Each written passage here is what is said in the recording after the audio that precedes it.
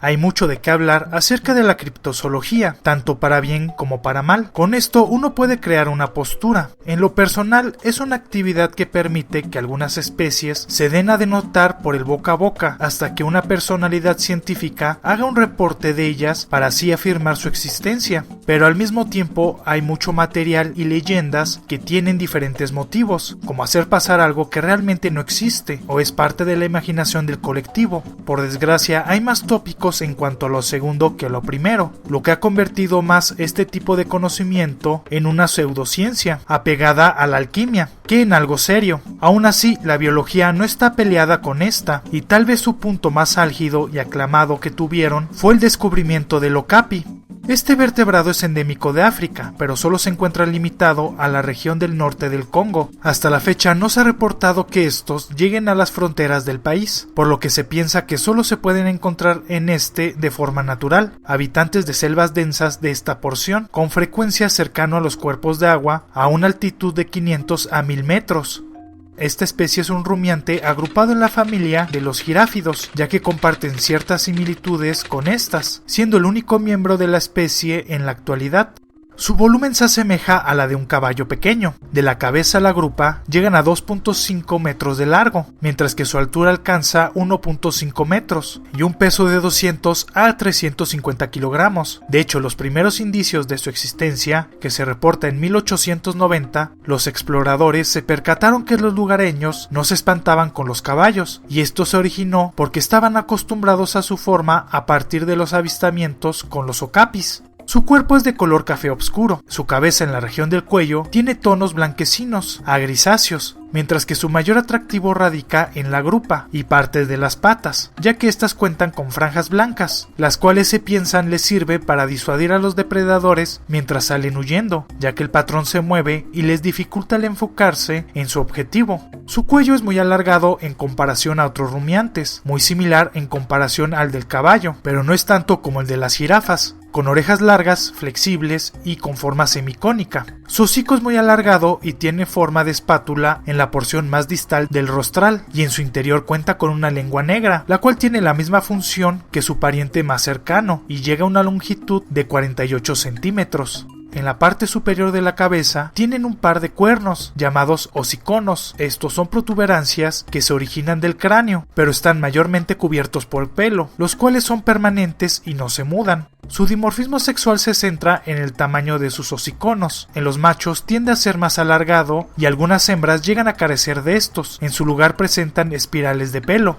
A pesar de ser herbívoros, tienen un comportamiento contrastante, ya que es raro que formen grupos, por lo general están solos, tal vez uno de los principales motivos de que haya pasado tan desapercibido ante los ojos de la ciencia, ya que si contaran con grupos, resaltarían con mayor notoriedad en la densa selva. Aun siendo solitarios, se toleran bastante bien entre los congéneres, llegando a alimentarse en contados números juntos en una misma zona. Aun con esto, tienen territorios que marcan con glándulas interdigitales frotándose en los alrededores o con desechos mientras caminan con su aroma, sobre todo por parte de los machos, llegando a intercalarse con los de otros, que llegan a tener una extensión de 0.6 kilómetros cuadrados. En cuanto al cautiverio, estos no interactúan mucho entre ellos, llegando a haber jerarquías que marcan sobre todo los machos al estirar su cuello para mantener su cabeza alta, llegándose a agredir con patadas y cabezazos. Pero al mismo tiempo se les ha visto en rituales de acicalamiento, tanto los jóvenes como los adultos. Esto ha teorizado que no son tan solitarios como aparentan. Son principalmente diurnos, pero están adaptados para tener una muy buena visión en la noche, por lo que llegan a tener movimientos en estos momentos del día por lapsos. Aunque se tiene el mito de que las jirafas son mudas, y esto puede hacer pensar que también los okapis lo son, la comunicación sonora es muy importante en esta especie. No producen sonidos muy seguido, pero sí lo realizan. Además, la comunicación olfativa es la manera principal de comunicación, en conjunto de las posturas y movimientos que indican comunicación visual. Son herbívoros que arrancan hojas, brotes y pastos con sus lenguas de más de 100 especies de plantas. Un dato curioso es que la mayoría de estas son venenosas, o al menos para el ser humano y otras especies. También llegan a consumir frutas, siendo el único de la zona que se alimenta en su totalidad de plantas. Para compensar la deficiencia de sal, a estos se les puede ver lamiendo rocas de arcilla rojiza sulfurosa, las cuales se encuentran cercanas a los ríos y lagos, como depósitos en sus orillas. Se desconoce sus hábitos reproductivos en estado silvestre, pero en cautiverio están reportados, por lo que sirve como paralelismo. Los ciclos reproductivos llegan en las hembras cada 15 días, y los machos realizan un ritual donde se acercan a ellas, presentando contacto y termina con él en una postura de dominancia para concluir con la cópula. Es uno de los mamíferos del planeta y el rumiante con una de las mayores gestaciones. Esta dura alrededor de 440 a 450 días y dan a luz en una zona que limpian arrancando el pasto de la zona para que nazca una cría, la cual está adaptada como cualquier otro herbívoro recién nacido, es decir, pueden correr a las pocas horas y tienen todos sus sentidos desarrollados. Al nacer tiene un peso de 14 a 30 kilogramos. El primer par de días, sigue a su madre a todos lados, pero al encontrar un lugar tranquilo, se queda en ese lugar. Una condición también única en estos mamíferos, con una alimentación similar. Pasan un 80% de su tiempo en su nido. Aún así, la madre siempre está a las cercanías para proteger a su descendencia. Se alimentan de la madre por 6 meses, para comenzar a seguir a la madre y aprender a sobrevivir, aunque hay algunos que aún destetados llegan a consumir leche materna por más de un año. El desarrollo de los cuernos, sobre todo de los machos, comienza al año de edad y son independientes en promedio al año a año y medio, entrando a la madurez sexual al año y medio para las hembras y 2 años y medio para los machos. Su promedio de vida en estado silvestre no está muy documentada, donde tiene muchos depredadores, sobre todo los cocodrilos y los leopardos son sus principales depredadores, mientras que en cautiverio llegan a vivir de 30 a 40 años, donde todo lo que se conoce de ellos es técnicamente provisto de estos lugares. Algo malo es que no hay ningún zoológico de habla hispana que albergue algún espécimen.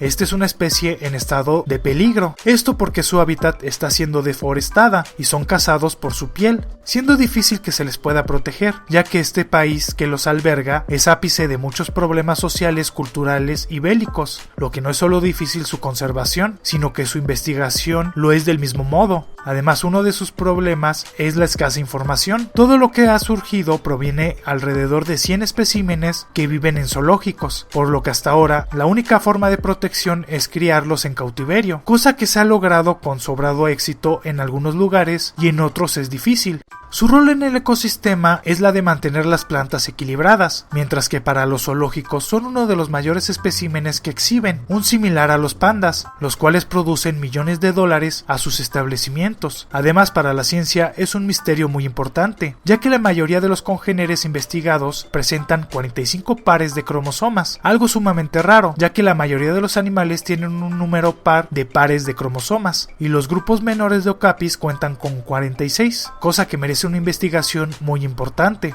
Un animal muy raro tanto genéticamente como en avistamientos, así como en su morfología, un ejemplo de que tal vez algunas ideas de la criptozoología no están tan erradas, tanto que se ha convertido en su bandera, una metáfora de que los unicornios existen, eso es el okapi. Espero el video haya sido de su agrado. Si fue así, dale me gusta. Si conoces a alguien que le pueda gustar, compártelo en tus redes sociales. Y no olvides suscribirte si te gustan los animales. Si te surgió alguna duda, tienes alguna sugerencia o simplemente quieres comentar algo, no dejes de hacerlo en la caja de comentarios. Además, si eres muy fan de este canal, activa la campanita de notificaciones para ser de los primeros en ver los videos. Les dejo mis redes sociales para que me puedan seguir en ellas. En Facebook subo algunos videos y cosas interesantes por ese medio. En Instagram publico fotos de cosas interesantes y en Twitter podrás ver un resumen de toda mi actividad, las cuales podrás encontrar en la descripción de este video.